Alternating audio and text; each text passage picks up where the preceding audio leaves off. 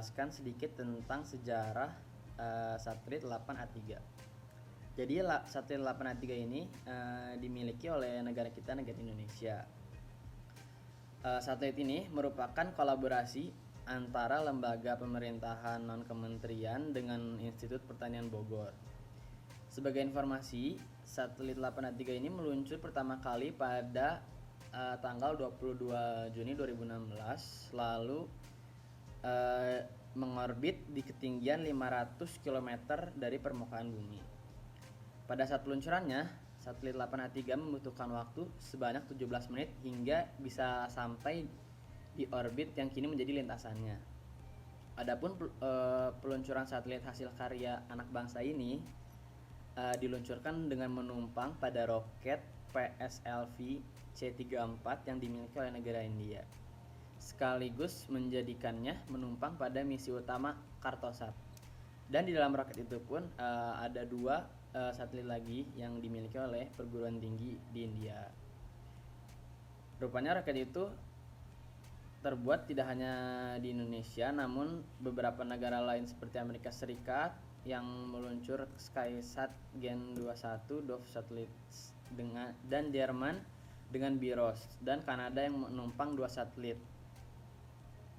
Lalu setiap harinya satelit 8A3 ini mengelilingi bumi sebanyak 14 kali dengan 4 kali melintasi negara Indonesia. Satelit ini dikembangkan di Pusat Teknologi Satelit 8 yang terletak di Ranca Bungur di Kota Bogor.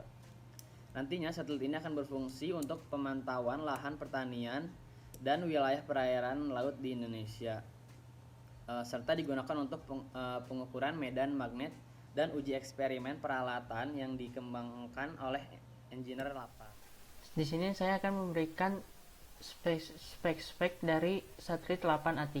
Pertama, satelit ini memiliki dimensi 677 x 574 x 960 mm.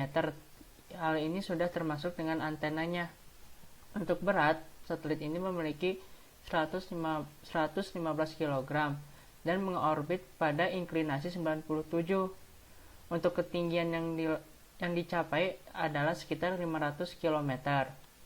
Untuk satelit ini, tenaga yang digunakan adalah sebuah 5 solar panel dan baterai Li-ion dengan kekuatan 36 ampere per hour dan 16 volt.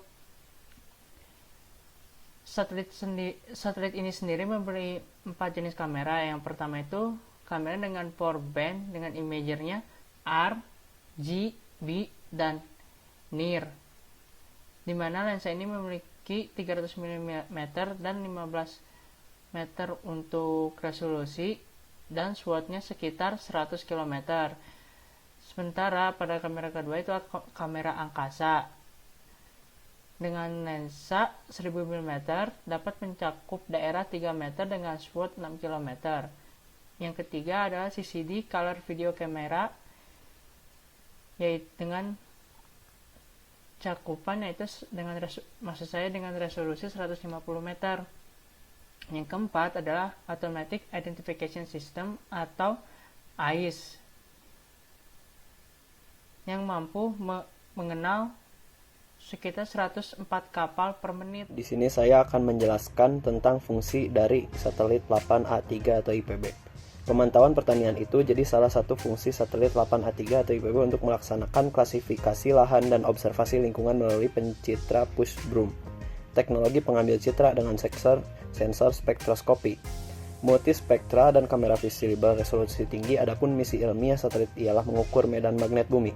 Selain itu, satelit berfungsi memantau lalu lintas laut global. 8A3 atau IPB mengorbit bumi melintasi kutub utara dan kutub selatan bumi. Itu akan melengkapi data pantauan lalu lintas kapal laut dari satelit 8A2 Orari yang mengorbit bumi di sekitar Khatulistiwa. Selain deteksi kapal pencuri ikan, satelit juga bisa melacak lalu lintas kapal yang mengancam negara seperti mendeteksi penyanderaan 10 anak buah kapal Brahma 12 beberapa waktu yang lalu, kata Kepala Pusat Teknologi Satelit 8 Abdul Rahman. Di sini saya akan memberikan beberapa kelebihan dan kekurangan dari satelit 8A3. Pertama itu kelebihan. Kelebihan yang pertama dapat menghasilkan LISA atau Live Imager Space Application dalam format NIR RG dan RGB.